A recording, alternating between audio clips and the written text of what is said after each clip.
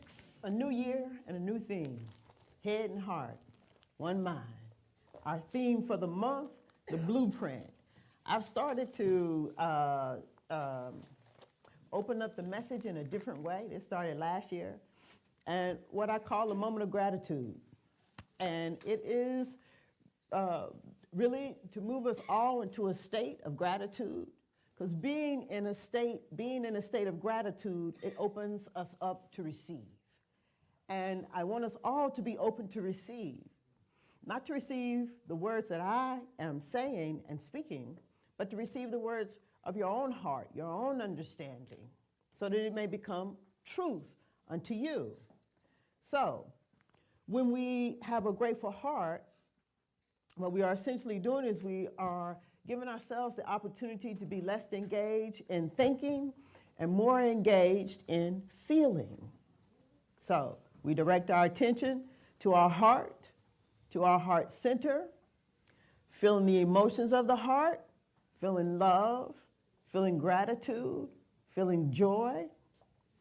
This type of experience, it is a sacred experience when you pay attention to your sacred heart. So, when we do that, then we open up to all the possibilities. And I like to say and tell folks and remind others not to let your body talk you out of this experience. The body will want to think about a whole lot of different things other than being present. So this is your opportunity to be present. Your mind might be asking you, why are we doing this? Why she gotta keep doing this? I can't wait till I get home. Oh God, I can't wait to watch the football game. Oh, I'm thinking about that sandwich I'm gonna eat. Don't let your body talk you out of it. Be present. Here we go. Drop into your heart. Simply what I'm asking you to do is to put your attention on your heart. If you're so moved, put your hand over your heart. Because where we place our attention, our energy goes. I'm asking you in this moment then to begin to feel the emotions of the heart.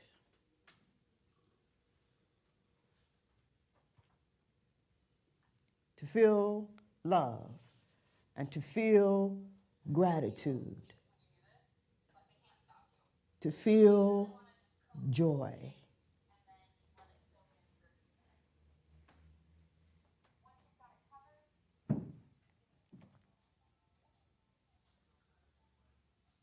Stay with me. Don't get distracted. Feel the emotions of your heart. If you can, feel a deep sense of love and a deep sense of gratitude. Not in your head, but feel it in your heart. And as a way to invite us to experience this deeper in our hearts, I want to invite you to think of a time when perhaps someone told you something, and because they did, you felt better. Someone told you something, and because they did, and you listened, things got better.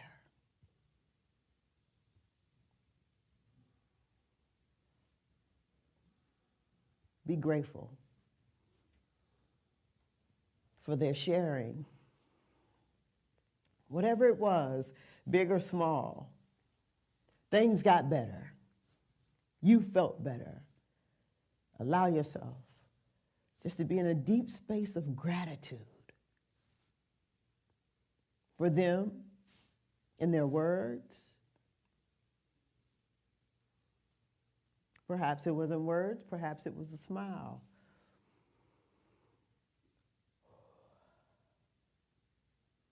Be grateful. Feel it in your heart.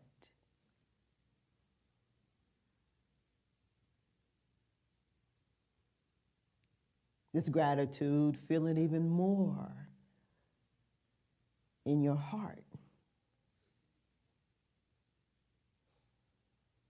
feel it.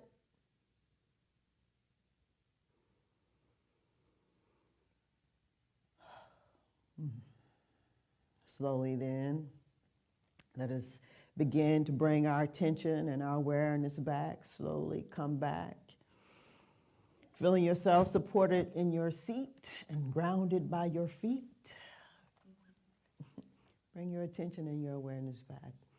With your heart opens, and I want to invite you to allow your heart to remain open for the remainder of our time together. If you can, come back slowly. Yeah, so I like to start the messages out with a few spiritual principles that is from Ernest Holmes, what he wrote titled What We Believe. We've numbered them and we call them spiritual principles.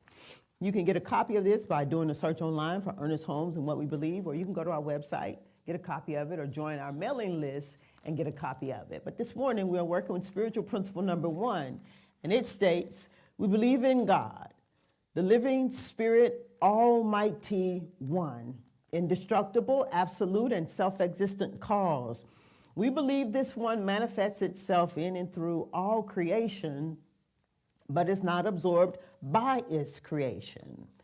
We believe that the manifest universe is the body of God. It is the logical and necessary outcome of the infinite self-knowingness of God. Spiritual principle number 2, we believe in the individualization of the spirit in us and that all people are individualizations of the one spirit. Spiritual principle number 8, we believe that the universal spirit, which is God, operates through a universal mind, which is the law of God, and that we are surrounded by this creative mind, which receives the direct impress of our thought and acts upon it.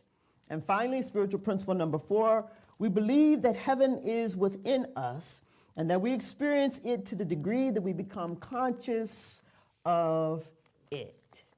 This month, we are working with the Science of Mind textbook and the introduction section. It consists of 4 parts, and in it, there is a blueprint.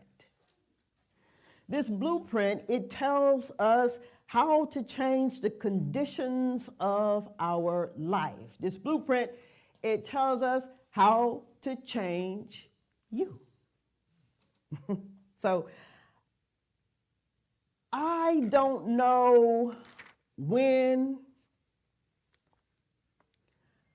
I don't know if there was a set point in time. There's not something that I can say that happened to me where I had a realization that I was becoming more and more and more of who I really and truly am, and less and less and less of who I used to be.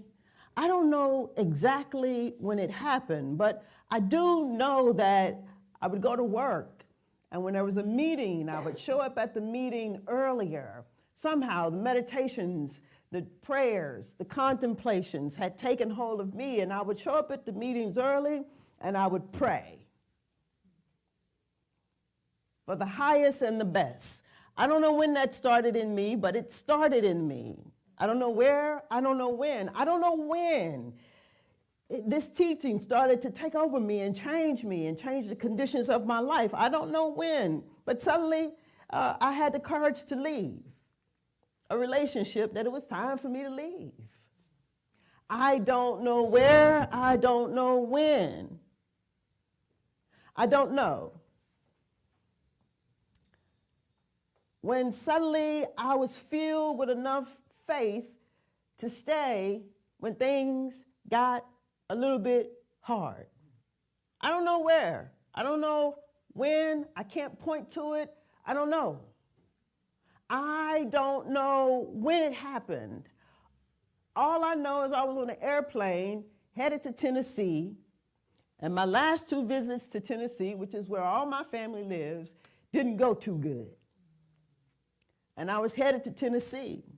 I got on the airplane and I went into meditation. 2-hour flight. Real quick, I got, you're not going to get anything.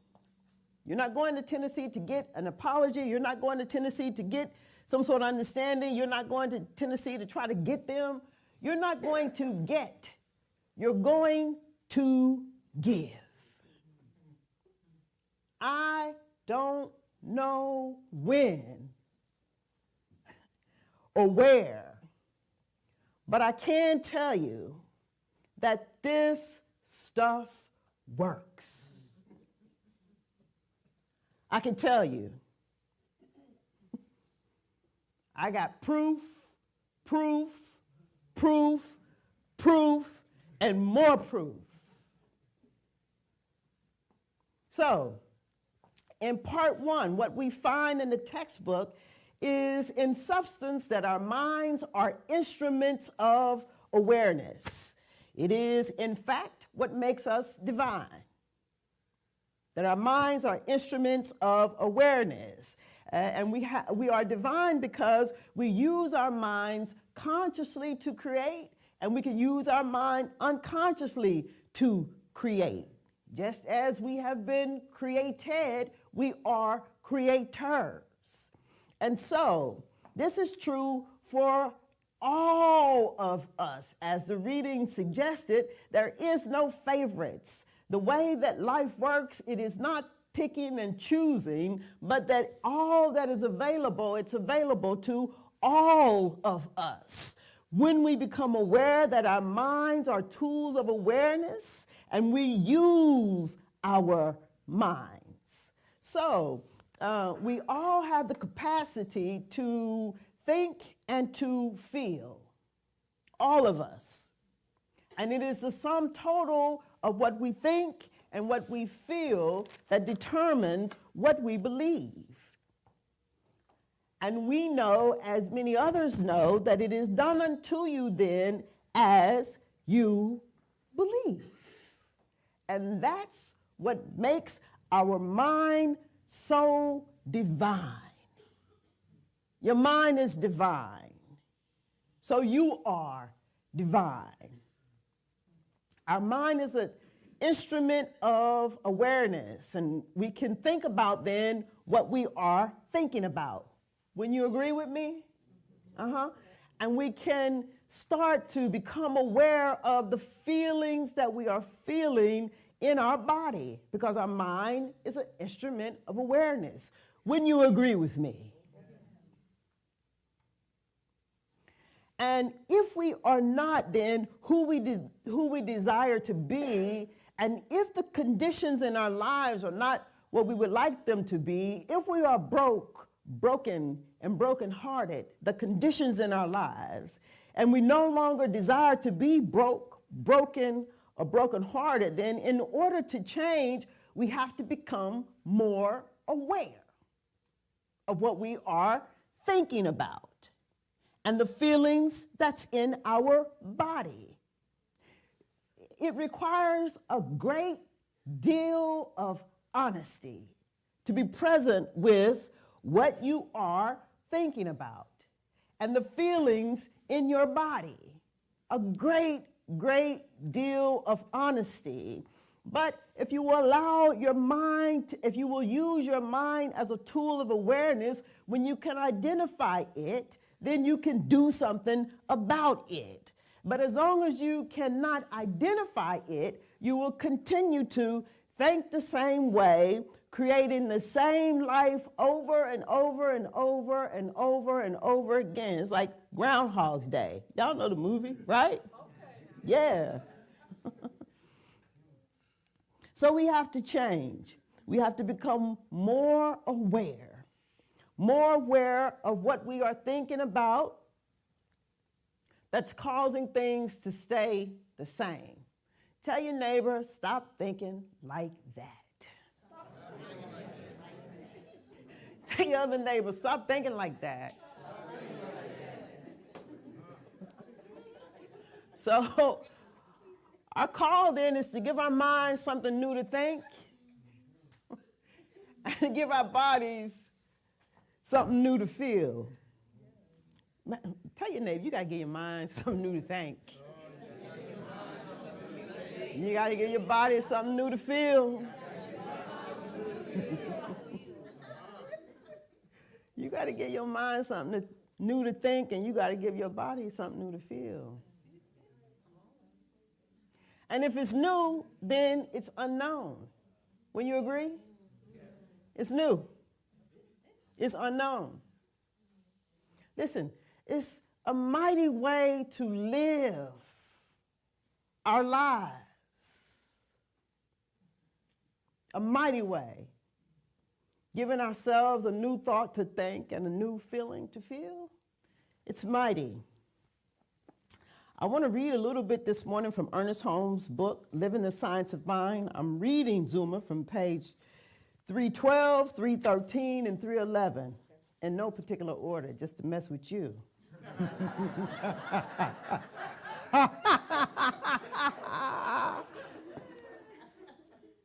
From page 312 in a reading titled Treatment and Feeling, Ernest Holmes says this: the straightening out of thought is technique. It may be taught, analyzed, taken apart, and put together again. It consists of words, phrases, thoughts, ideas, all of which are understandable, teachable, and learnable. He says the essence of treatment, the feeling which the practitioner has, that's me and you, the feeling that we have, our interior sense of the divine allness of that spirit which is closer to him than his own breath, this cannot be put into words. This cannot be taught. It can only be felt. He says that which is felt cannot be taught, while that which is taught may be felt. This is one of the most vital things to us.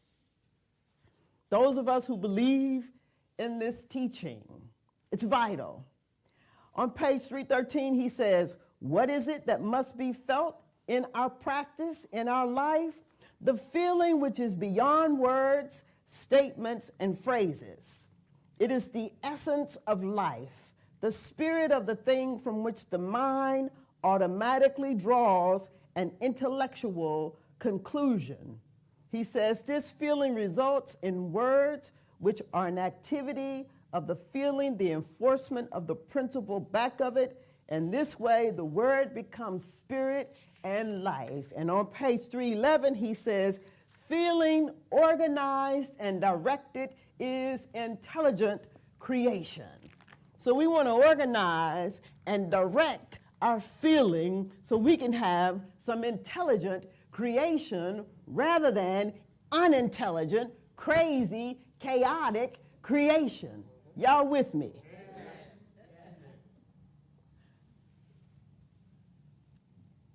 But it can't be taught. No one can teach us how to feel the presence, which is never an absence. No one can teach us how to open up and be receptive to it in all its ways. No one can teach us how to open up and feel love. No one can teach us how to open up and feel truth. No one can teach us how to open up and to become receptive and available to the infinite intelligence. It can't be taught. Words can't explain it, but it's a mighty way to live. I don't know when I felt the Spirit upon me, but I do know that when I became open and receptive to it, it led me and guided me, and it's still leading me, and it's still guiding me. Intelligent creation. He said the straightening out of our thought can be taught. There's a technique. It can be taught with words, but what must be felt cannot be explained with words. It must be felt. So just as much then as we are thinking beings, we are feeling beings. We are feeling beings. things. And if we want to change the conditions and the circumstances of our lives, not only do we have to change our thinking, we've got to change our energy. We've got to change our feeling. We've got to change our vibe. We've got to change our frequency. Did I cover everybody? Is everybody with me? You got to change your energy. And last week, I read to you that the scientists aren't saying it. The scientists know that we are 99.9999999999999% of energy. And you can't see energy. Remember? It moves faster than light. And we are 99.99999999999% energy.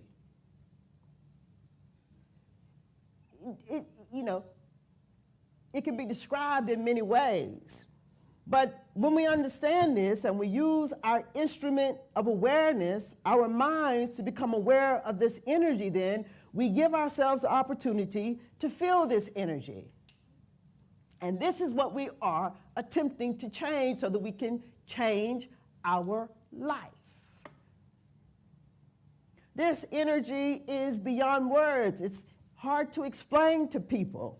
It's the essence of life, Ernest Holmes says, from which the mind draws an automatic conclusion. The quantum physicist, the scientist, says this energy is also known as frequency, and that this energy, this frequency, that it carries information, but you can't see it.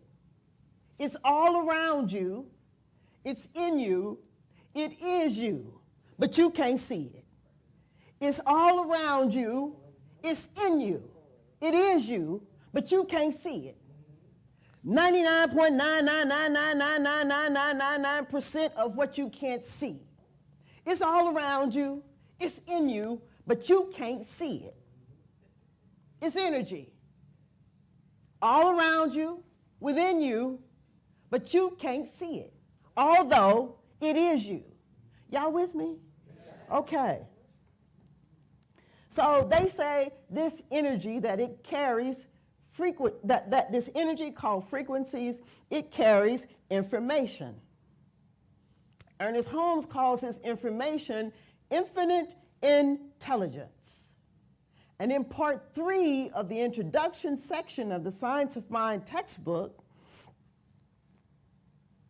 Ernest Holmes says this. I'm reading from page 40 and 41.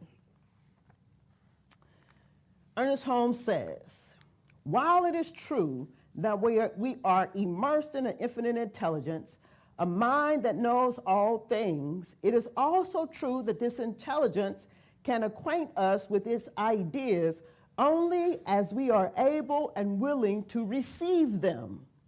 The divine mind is infinite. It contains all knowledge. Remember, the energy, also known as the frequency, it carries information. This is the same knowledge that Ernest Holmes is talking about. Okay, the divine mind is infinite. It contains all knowledge and wisdom. But before it can reveal its secrets, it must have an outlet. That's you and that's me. This outlet we shall be compelled to supply through our own receptivity mentalities. All invention, art, literature, government, law, and wisdom that has come to the race has been given to it through those who have deeply penetrated the secrets of nature and the mind of God. Perhaps, he says, the simplest way to state the proposition is to say that we are surrounded by a mind or intelligence that knows everything. The potential knowledge of all things exists in this mind. It's all around you, it's in you, it is you, but you can't see it. The simplest way to state the proposition is to say that we are surrounded by a mind or intelligence that knows everything, and the potential knowledge of all things exists in this mind. that the abstract essence of beauty, truth, and wisdom coexist in the mind of the universe, and that we also exist in it and may draw from it. And in capital letters, he says, but what we draw from it, we must draw through the channel of our own minds. You must draw through the only way to draw it to you is through your thinking and your feeling. That's your mind, the sum total of what you believe. He says a unity must be established and a conscious connection must be made before we can derive the benefits which the greater mind is willing to reveal or impart to us. So then, if this is true, then before the infinite can give you the infinite, you have to be open to it. Before it can give, before it can reveal, before it can tell, before it can impart, before it can give, before it can tell, before it can impart, you have to become receptive to it.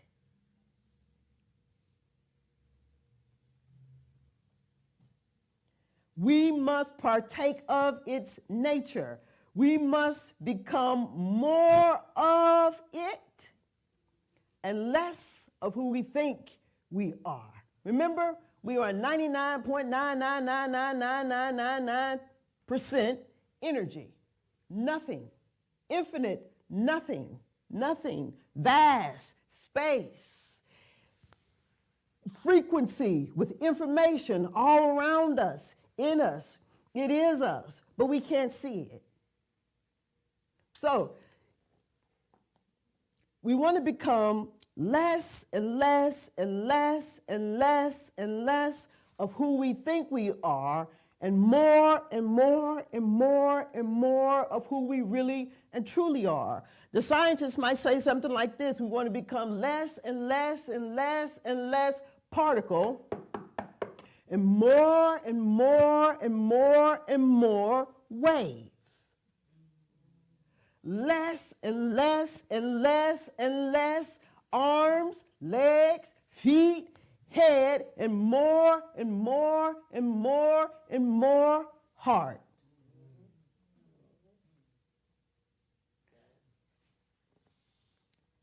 This, he says, is how to create intelligently.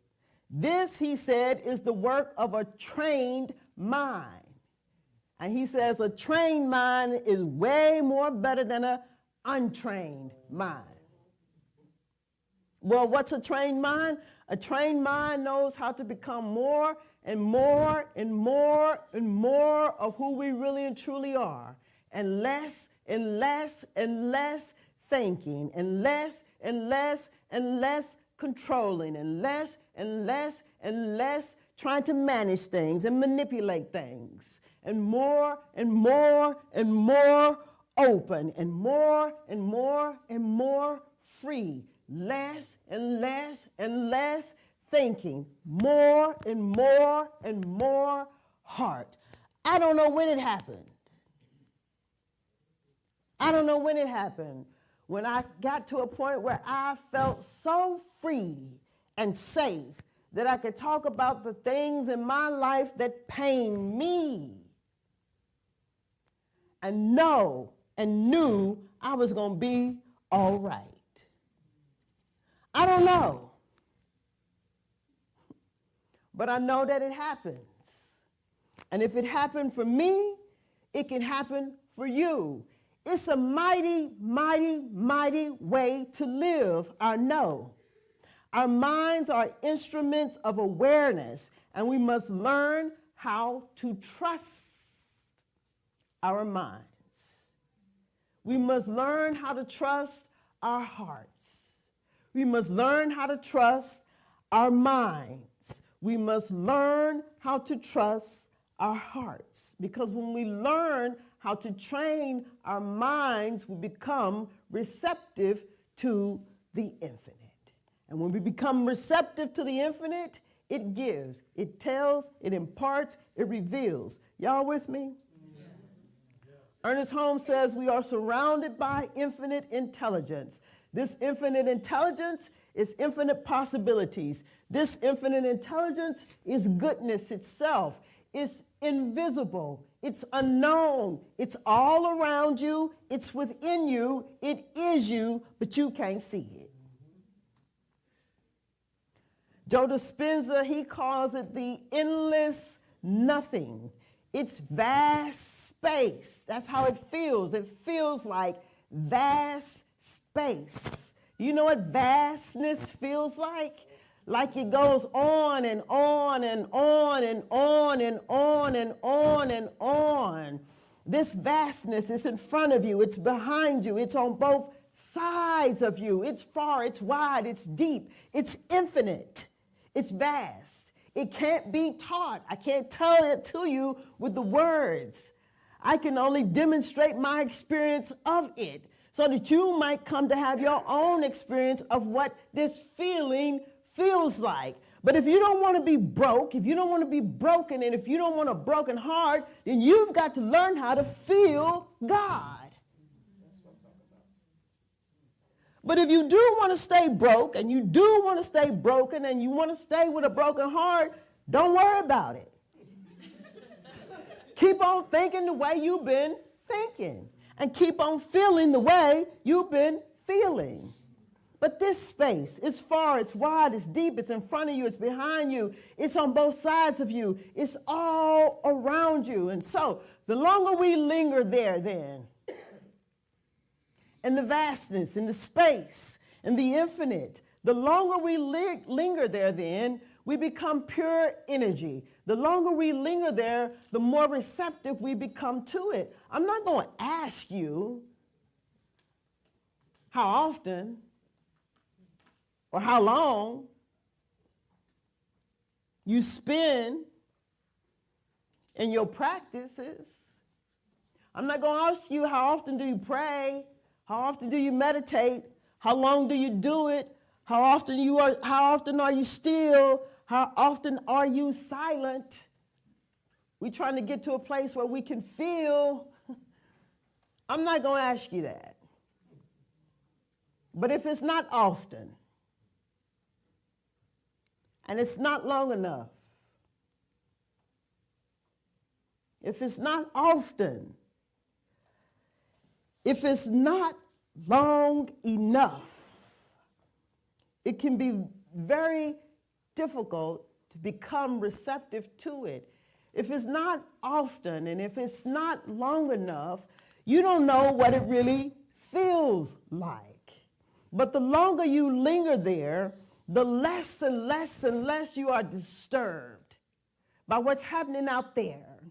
The longer you linger there in this vastness, in this endless nothing, the longer you allow yourself to begin to feel what the presence of God feels like, the longer you allow yourself to begin to feel what love feels like, what truth feels like, the more and more and more receptive you become to truth, the more and more available you become to love. But you got to linger there a little bit longer.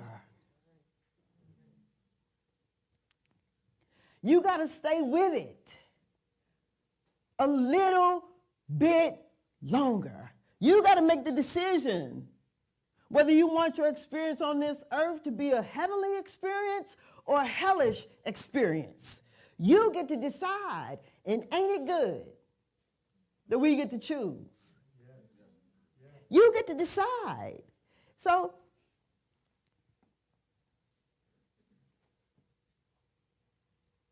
let me say it like this. Perhaps in the words of Joe Dispenza, we have to find this feeling. We have to feel it. We have to feel our connection to it. And we have to stay aware of it so we can become open and receptive to it. Find it, feel your connection to it, stay aware of it so you can become open and receptive to it. Find it, feel your connection to it, stay aware of it so you can become open and receptive to it. To what? To the infinite, to the possibilities, to faith, so that you can become open to it. I don't know how it happened. I'm not going there to get. I'm going there to give. Stay open to it. I don't know how it happens, when it happens. I don't know. All I can tell you was I was broke, but I ain't broke no more. All I can tell you is my heart was broken, but my heart ain't broken no more. All I can tell you is that I had a little bit of pain in my life. Okay, a lot of pain in my life. I don't have too much pain no more. All I can tell you is that I'm less and less and less and less and less disturbed by what's happening out there. I'm less and less and less and less deterred by what's happening out there. I'm not saying that I'm never disturbed or I'm never deterred, but I am less and less and less and less disturbed.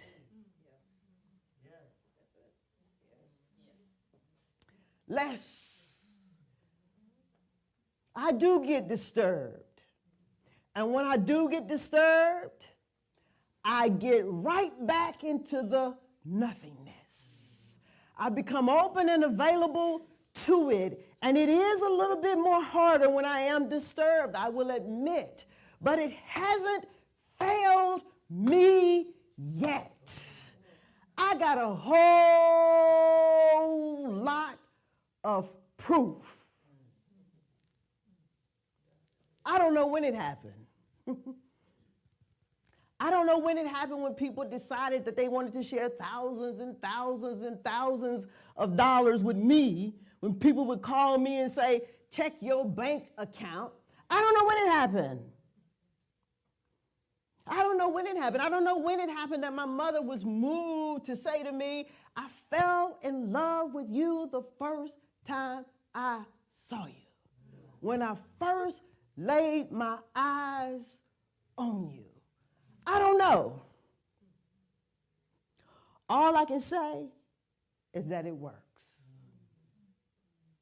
Learn the parts that can be taught, and the parts that cannot be taught, be willing.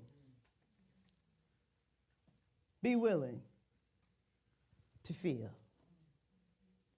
And so it is. As we go on throughout our week, let me remind you that your mind is an instrument of awareness. Everything that you are desiring, in other words, the truth that you are desiring, it's all around you, it's within you, it is you, and you can't see it. Find it, feel your connection to it, stay aware of it, and become receptive to it. And so it is.